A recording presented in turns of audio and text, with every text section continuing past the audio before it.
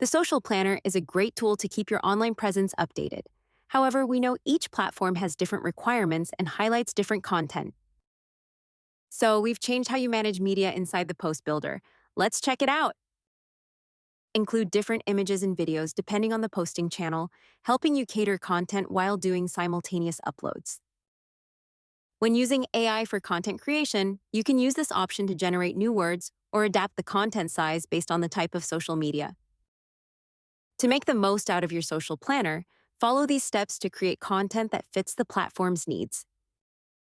Navigate to the Social Planner inside the Marketing section and create a new post. Select the accounts you want to post to. Toggle Customize for each channel. Craft your posts as desired, making sure you're inside the social account the media is intended for.